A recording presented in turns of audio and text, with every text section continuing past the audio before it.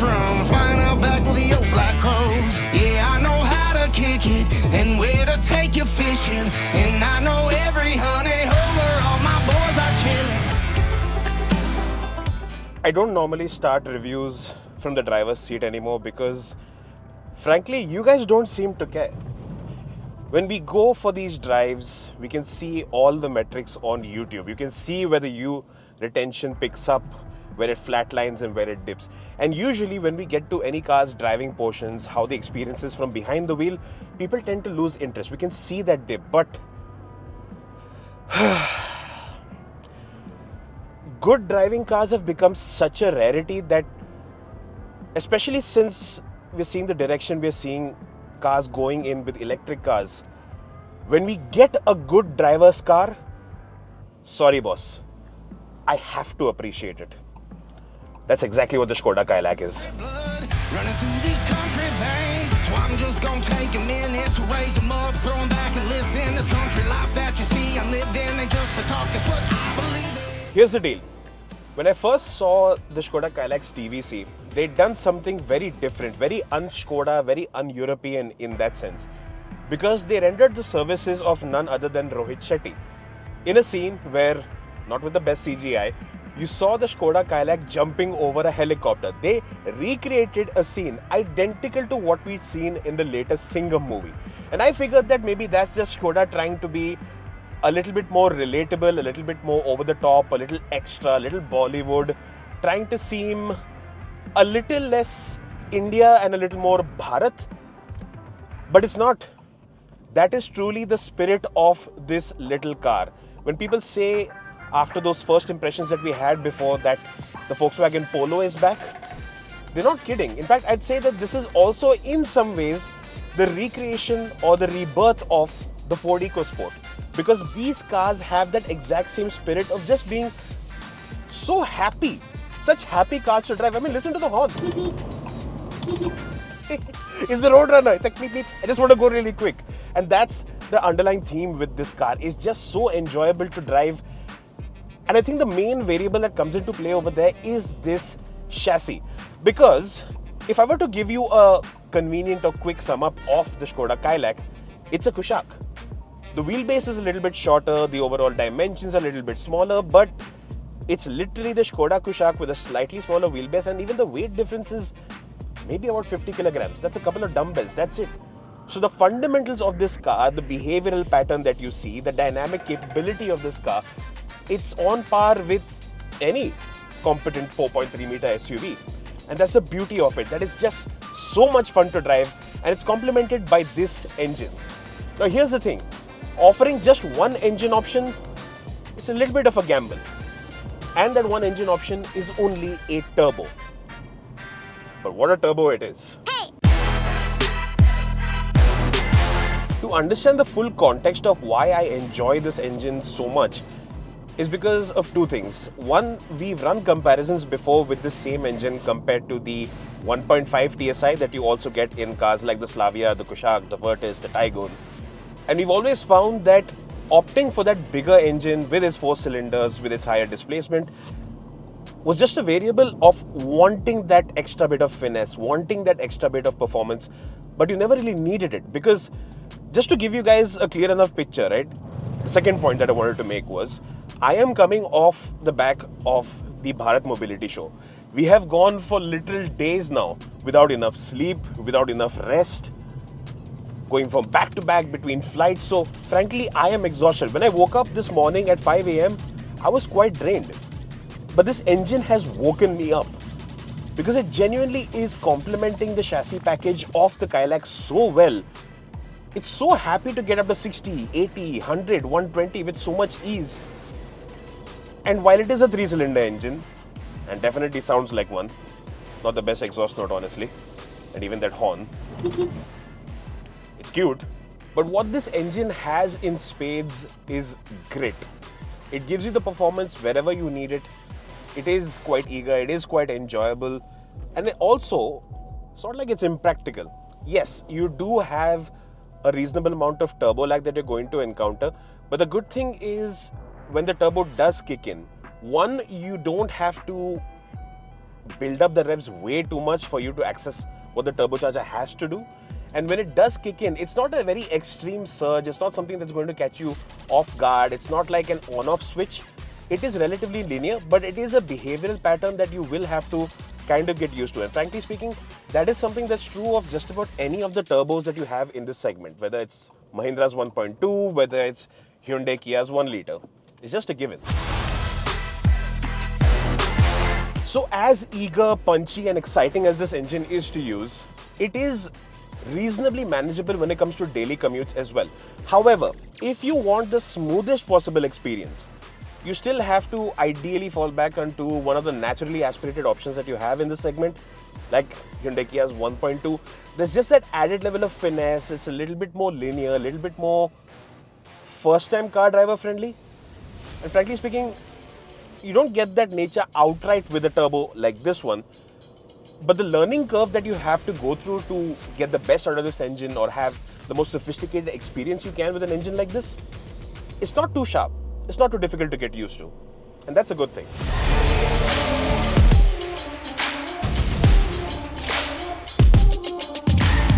But the one thing that really stands out about this car for me, and I have to come back to it, is what a great job Skoda has done with the chassis and suspension package. These are the kind of intangibles in a car that these days you can't really pick up on, especially during a test drive. But it has to be appreciated because this car, when you're driving at 100, 120 over expansion joints, there's no bounciness, there's no vertical bobbing, there's no instability or sketchiness in that sense that you're going to experience whatsoever. You take a speed breaker a little bit too quickly. In most cars these days, what you'll find is that the dampers bottom out really quick. None of that. It catches the weight perfectly. You go for quick lane switches in this car. You do it a little bit more in a fashion that's a little bit naughty perhaps. It catches it brilliantly. It's just, yes, there's a little bit of body roll.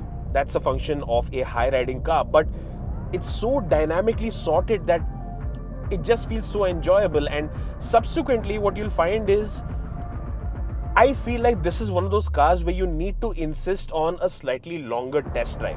Because what happens a lot of the time is you have cars that have been tuned to please customers during the test drive, meaning the suspension setup is really soft.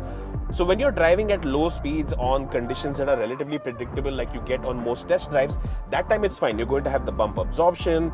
It feels like there's a little bit more give. It feels very comfortable. Problem is, the second you go into conditions that are a little bit bouncy like concrete roads, or if you come along rutted surfaces, or if you're driving with 3 to 4 people on board, in those conditions, the second you start going slightly faster or over bumpy surfaces, those cars, they feel bouncy. They feel a little immature on the recovery over expansion joints. None of that here. Consequently, during a test drive, you might find that the Kylaq is riding a little bit firm, but trust me, if you're looking for the most balanced package when it comes to suspension, giving you competence over high speeds, bad roads, this is exactly what you want, especially if you're trying to travel with 3 to 4 people on board. And that also makes this a really great road trip car. Genuinely speaking, that is the major takeaway. Everything else we're going to say in this review, yes, that is important too. But the one big takeaway with the Skoda Kylaq is, this is a car that will not allow you to get bored with it. As for the transmission options, you have two. There is the 6-speed manual, and you also have a 6-speed torque converter automatic with paddle shifters. I've spent most of the day now driving the manual, and quite frankly, I do enjoy it quite a bit. It seems like a transmission that's finding that healthy middle ground between something that's enjoyable to use when you're pushing it, but also sensible enough that when you're driving on daily commutes, it won't feel like a headache or push you to try and get an automatic. Let's talk about the sensible bits first. The clutch pedal. Yes, it is slightly long in its travel, but the amount of effort you need to operate it is not that much. It's not as light as something like a Hyundai Venue manual would be, or even a Kia Sonet manual, but it's not to the extent that it'll feel cumbersome if you're driving from, let's say, Malad to Bandra on a daily commute, driving on the Western Express highway. And at the same time, when you're looking to make quick shifts, get to the gears quickly, hop up when you're driving on the highway or, have a little fun when you're driving on the twisties. This thing is quickly responding enough, and you can put that right amount of effort to just get a quick shift going. And the gear lever itself, the throws are a little bit long, but the gear gates are well defined that when you're driving it on a daily basis, it does feel quite easy. It's only when you're looking to push this car really hard, or when you're looking to have some proper enthusiast fun, at those points it can feel a slight bit notchy, where it doesn't slot in as quickly or as easily as you would have wanted. But that's just the exception and not something that's going to affect your driving experience any.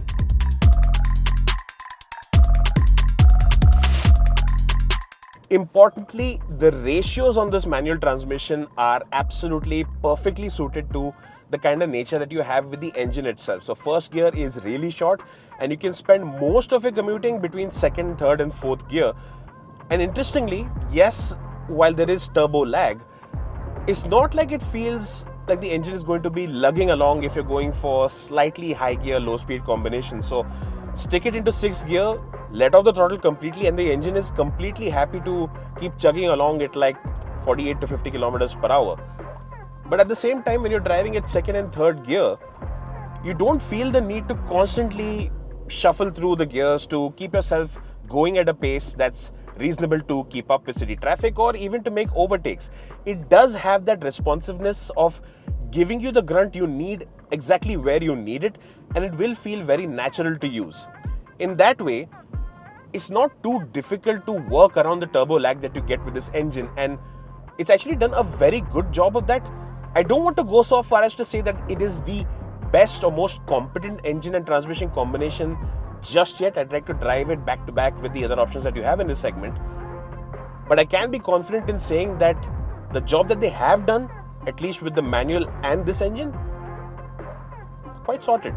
As for the automatic, it gets the job done of simply offering 2-pedal convenience. Gear changes are smooth at path throttle, but it's no DSG when you want the ultimate urgency.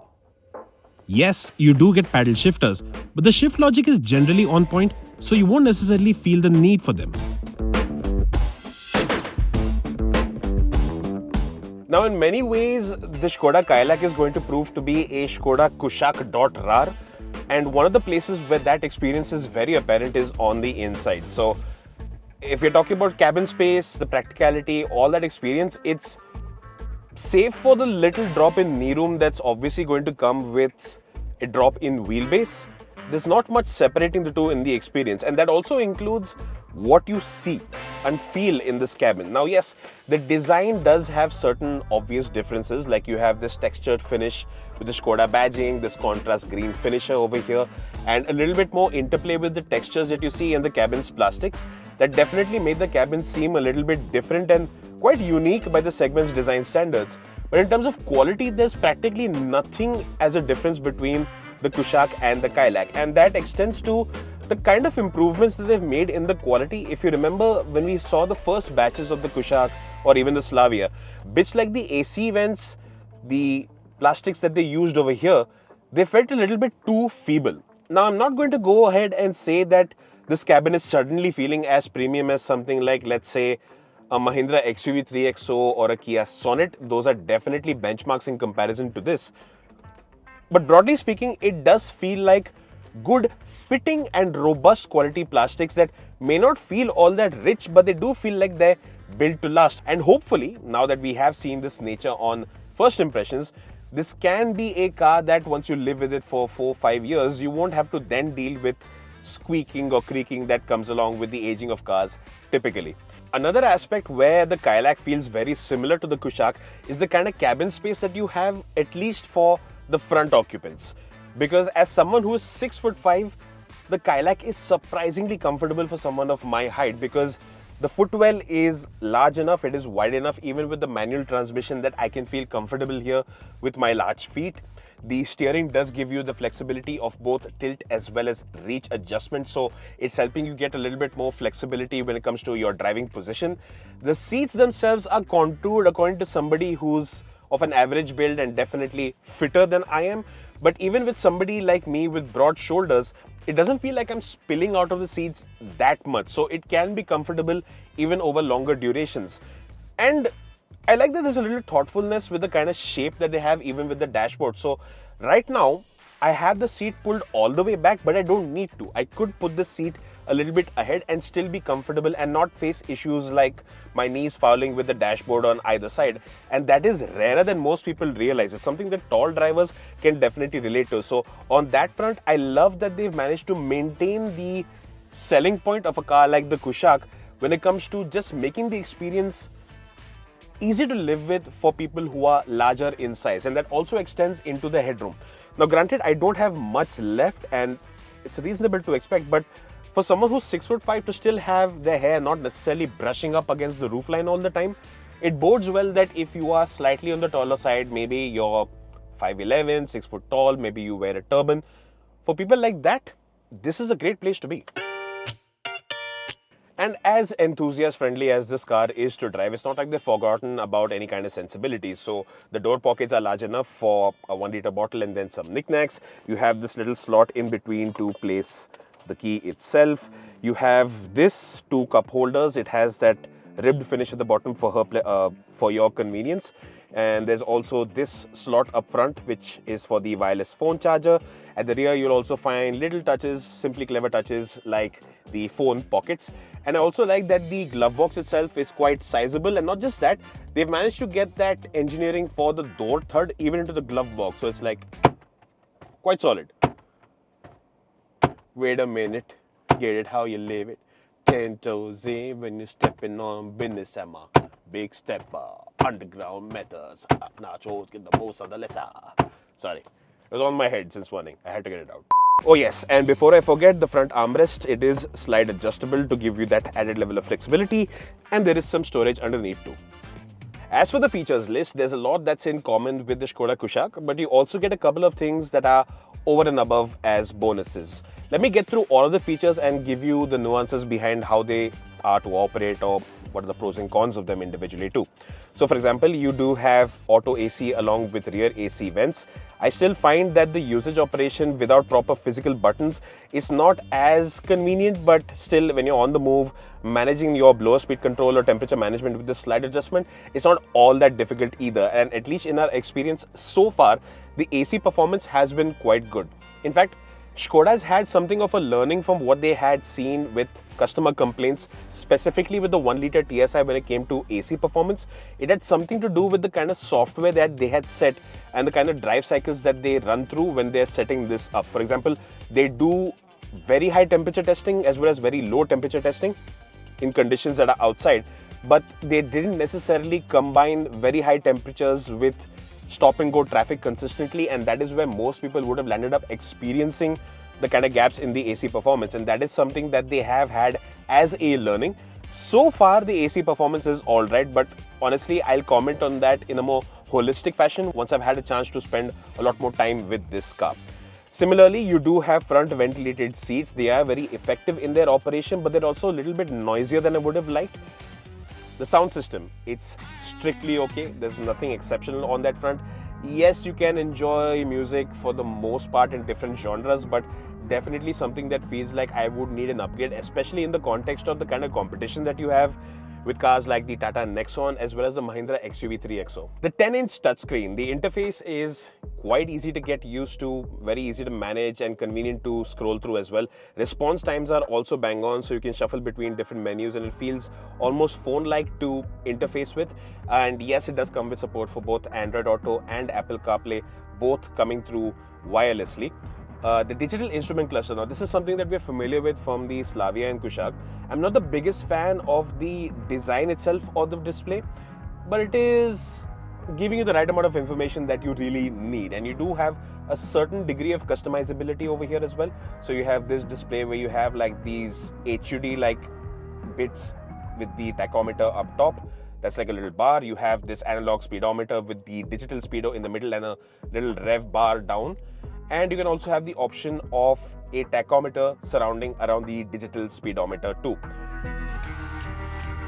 That aside, you do have the usual kit of features. So you have an auto-dimming IRVM, you do get a single pane sunroof, there's auto headlamps, and the safety suite is quite strong as well. So 6 airbags, ABS with EBD, vehicle stability control, rear parking sensors, multi-collision brake, but no ADAS. I don't consider that to be a deal breaker, honestly, at least at this point. So overall, the features package is giving you everything that you'd need, some bits that are premium, but nothing really coming across as gimmicky as such. Before we wrap up the features bit, I should mention that you also have two Type-C USB chargers both at the front and the rear. And there is one important feature that must be spoken about. You don't get a surround view camera. You don't get a lane watch side camera either. What you do get is this. What is this camera quality? Because the resolution of the screen itself is so good, it kind of amplifies how bad the camera quality is. You don't get dynamic guidelines, which is fine. I can still live with that. But it's broad daylight, and even then the quality is strictly okay. This is going to get worse in the monsoons. This is going to get worse when you drive it at night. And Skoda, especially when you see what rivals like the Tata Nexon are offering with their camera quality, let alone the varieties of angles and sights that you have, this is just not acceptable. This has to be fixed. Onto the backseat space, and as you'd imagine, at 6'5", it is basically impossible for me to sit behind my own driving position. So I've rendered the services of Arun to give you a better idea of what the cabin space is going to be like. But before I do that, I should mention, and we'll have an overlay shot to prove this, I can be comfortable in this cabin so long as nobody is sitting in front of me. So I do have headroom, I do have adequate knee room with the seat pushed ahead, and the under the support is also reasonably good. The one thing I found though is that the backrest angle is a little bit upright, isn't it? Not adjustable either. Okay, so that is, I think, the only bugbear I have with the rear seat of the Kylaq. The seat back is upright. You can't even adjust it for recline, so it's not like you've got any room there to play with. But knee room for a 6-footer like me, 5'11". 6-footer like me, is just about enough. This driver's seat is set to my driving position. I've got about 3/4 fists worth of knee room, which is the universal standard for measuring knee room. Foot room is alright, headroom is acceptable, and because the seat back is upright, it kind of forces you to sit in this position and forces you to use this scooped out area of the headliner for added space there. So if you wear headgear, if you wear a turban, that is something that you will appreciate. And the view out all round is pretty nice. Windows are nice and large. I wish there was a panoramic sunroof. The Nexon and the XUV3 XO get it, even the Syros for that matter. But yeah, rear seat space, no real issue. Oh, like the Kushaq, this car has heavy seat bolstering, right? So if you use this car as a 4-seater, that's pretty good. But if you intend on using it as a 5-seater, maybe not so much. A, the physical width of the car is not as much. B, because the bolstering is as prominent, the person sitting in the middle is kind of hemmed in. Nonetheless, that person has their own individual headrest and a 3-point seat belt, but I'd mostly chuck the 5th passenger out, use this armrest and be nice and comfortable here. That.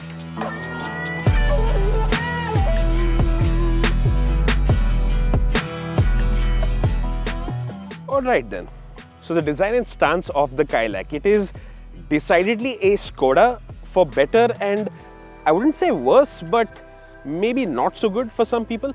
The good bit is that because of this new design language that's debuted in India with the Kylaq, you have a similar sort of vibe that we've seen with new generation Skodas that are seen overseas, like the Elrock, where you have the DRLs up top with the signature front grille that you see with a lot of Skodas, and the headlights themselves, which are LEDs, are placed down below. So it's a very distinctive face and does give it a baby Kodiak-like vibe in my books. But once you come to the side profile, it highlights a sort of issue that was there with the Kushaq itself, like we mentioned before. The Kushaq looked like a car that was smaller than its compatriots in this segment because of how the car has been shaped, and yes, it is a marginal dip in length also in comparison to most of its rivals. So it looked like it was a size smaller, to the extent that a car like the Brezza, even though it wasn't bigger than the Kushaq, it looked bigger. So once you come to the sub 4 meter space, you've taken the Kushaq, you've shortened dimensions further, so it does look like it's even a little bit smaller. So that road presence aspect of it, if you were looking for a big car experience visually in a compact footprint, maybe you're not going to get that with the Kushaq, but you do still get these nice looking set of 17-inch alloy wheels. You get these chunky roof rails up top to give it that Little bit of a budge factor. No, they are not functional. They very evidently say caution, do not apply load, giggity. And once you come to the rear, this is the angle where, when I first saw the car, especially because of those tail lights, it does look a little bit Renault Kwid. And it does look like the most compact angle of the Kylaq, even though it is sitting rather high, especially because of how the black cladding amplifies that high-ridden stance. I'm not the biggest fan of this black patch in the middle. It seems a little bit aftermarket, not the best bit of design, but it's a clean looking car. It may not have a lot of road presence with its size or the kind of design elements that you have here, but it's also not as loud as something like a Mahindra XUV 3XO. So it is still decidedly a European looking car, and that could be the draw for a lot of people to buy one of these in the first place. Now, since we are at the rear, let's have a quick look at the kind of boot space that you have on offer. Now, because of pressure from the competition, Skoda's also started rating its boot space numbers going all the way up to the roof. So it's somewhere around 440-ish litre. I'll leave that number as a graphic down below. But it is large enough and designed well enough that you can get in maybe one large suitcase or maybe a medium-sized suitcase along with two of these check-in size bags, although they don't seem to allow these on airlines anymore for whatever reasons, along with you.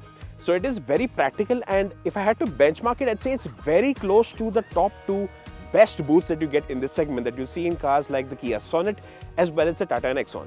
And of course, if you want that added level of flexibility, the rear seats do split 60-40 and fold as well.